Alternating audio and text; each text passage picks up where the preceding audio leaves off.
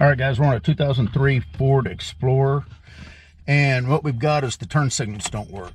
So let me turn the key on. As you can see, not only do they not work, we don't get any kind of indication up here on the cluster. Now, if I turn the hazards on, hazards work fine. So the question is it the multifunction switch, aka the turn signal switch, or the flasher, possibly a fuse? So let's take a look at the print and let's see how this system works real quick. All right, I don't know how good you're going to be able to see this, but right here's the flasher. So it's got two power inputs. It's got a constant, which is this one, and it's got accessory, or whenever it's in the start position. It's got a ground. This wire here goes down to the multifunction switch, which is for the turn signal. This wire here goes to the flasher circuit.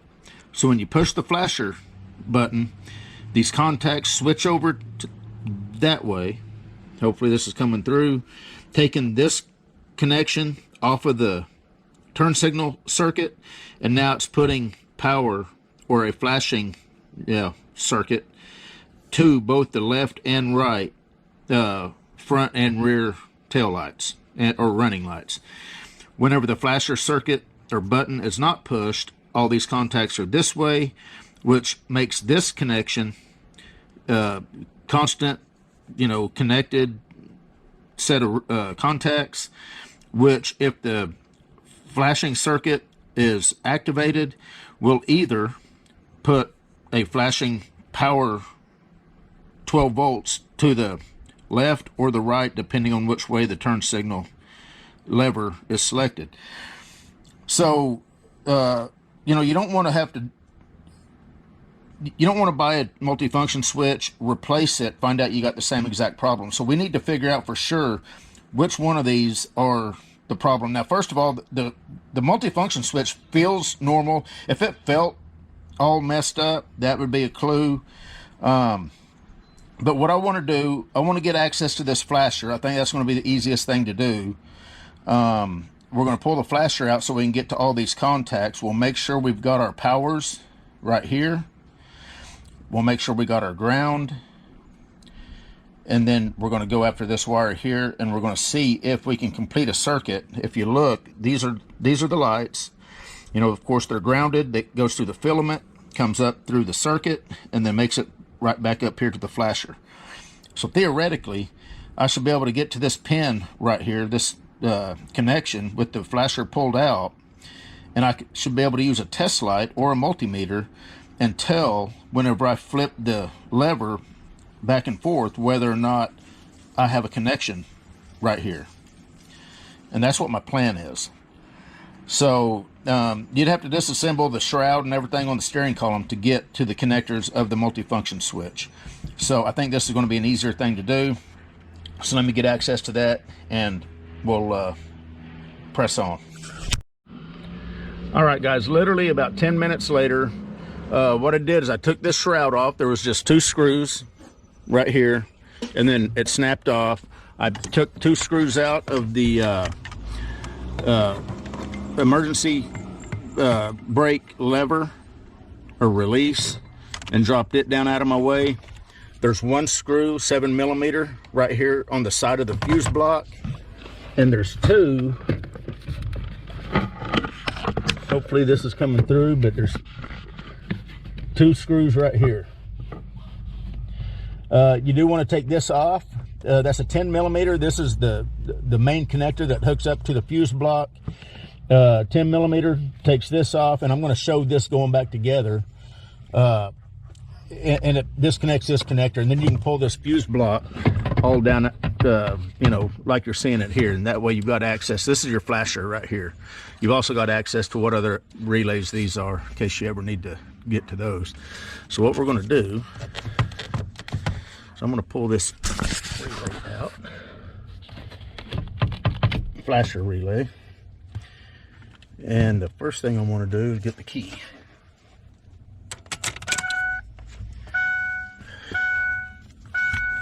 I'm gonna take my test light, find a ground down here somewhere. I think that's metal. And it's okay. So we got power there.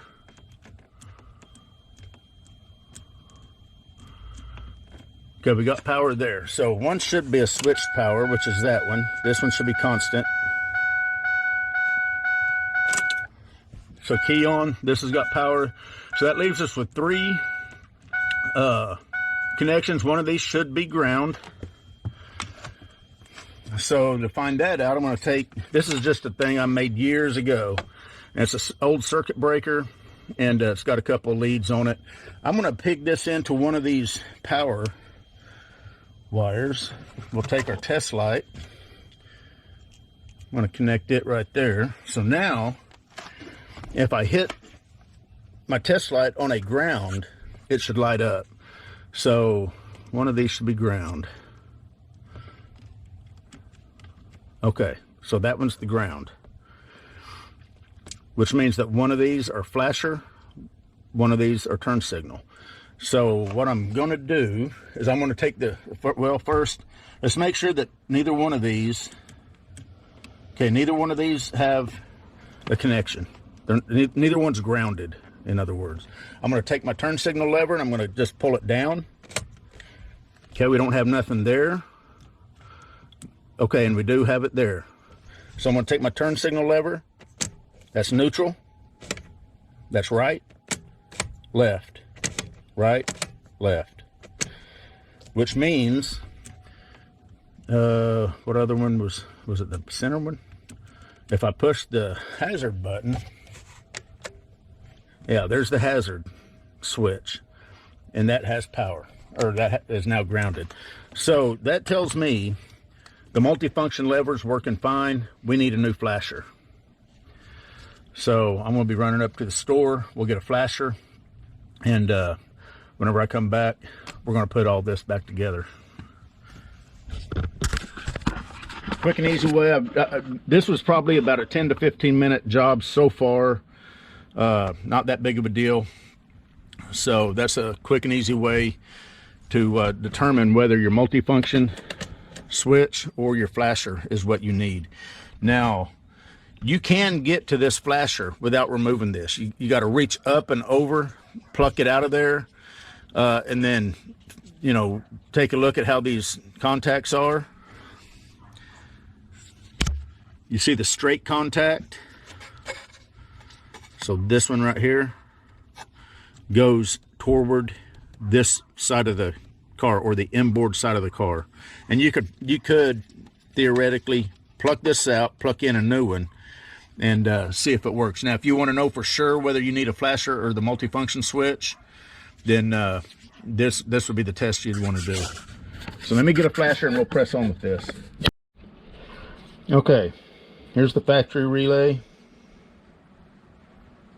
Here's the aftermarket from O'Reilly's. There's the part number.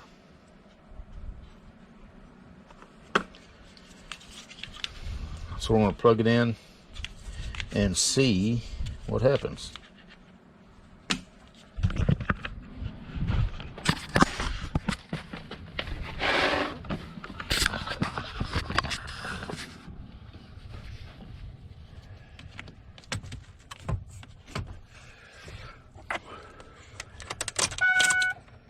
Keys on.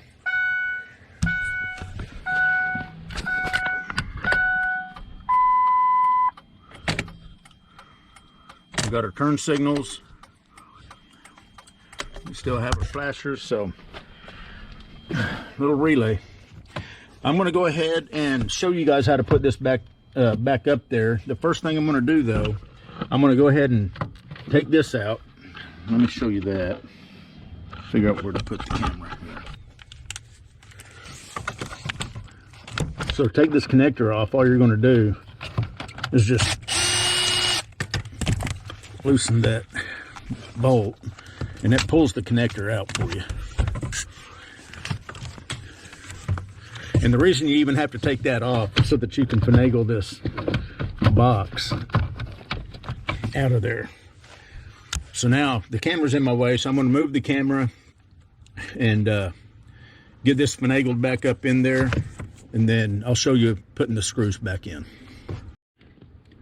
All right, guys, so I've been fighting with this for about 5 minutes. I am going to, well, I've already pretty much done it. If you take a screwdriver and you stick it up into the little slot on the edge of this, you can depress the little tab and you can slide this bracket off. It's got a little tab right here. And I just shoved the screwdriver, little miniature screwdriver up and pried a little bit, and I was able to pull this off this way. And I think that's going to make it a lot easier.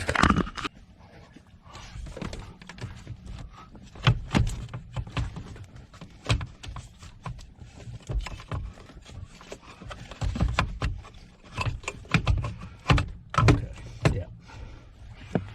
That right there is what I'm looking for.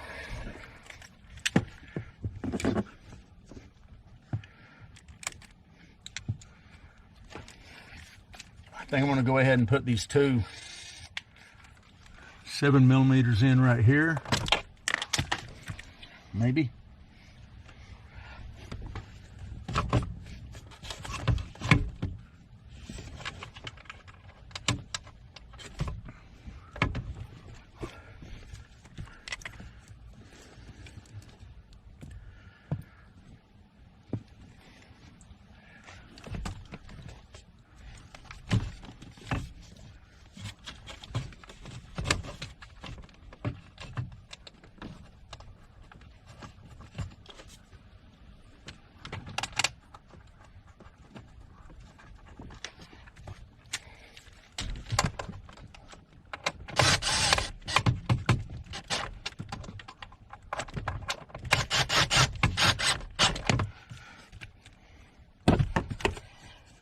And then I believe this will just slide, I think it goes like that, slide straight up and snap in.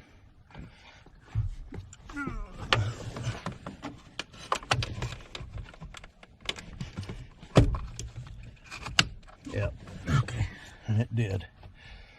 So now I've just got this side screw. Where's the hole at? You see the hole, maybe, right there. That's for this inboard side of the fuse box.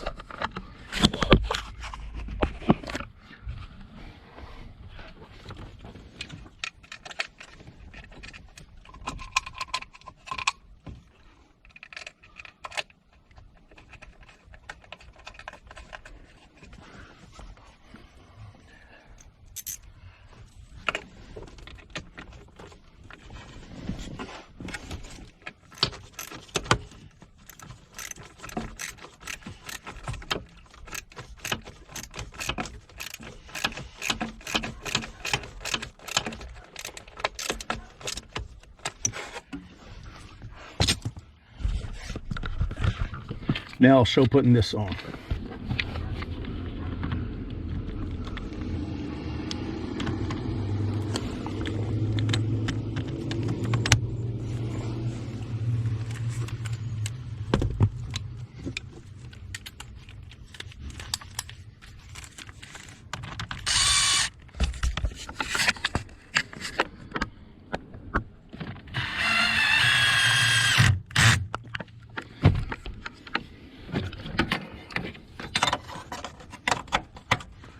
Now the emergency brake bracket.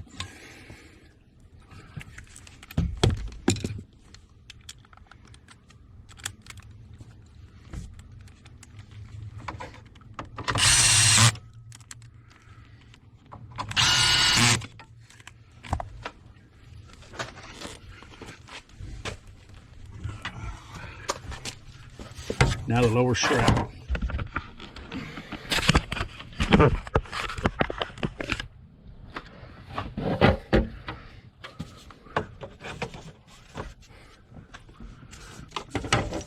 They got some kind of wire stuff going on here, so I'm gonna. Okay, the lower shroud.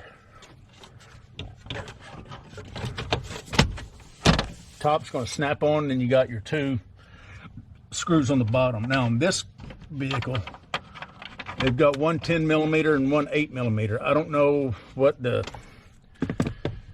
it's supposed to be. That one didn't really want to tighten up, so I doubt that's the right screw. That one did tighten up.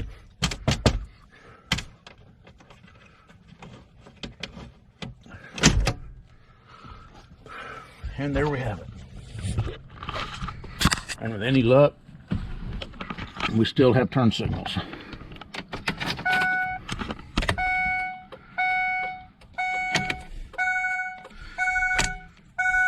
So anyway, 2003 Ford Explorer. Turn signals weren't working, ended up being the flasher. You guys take care.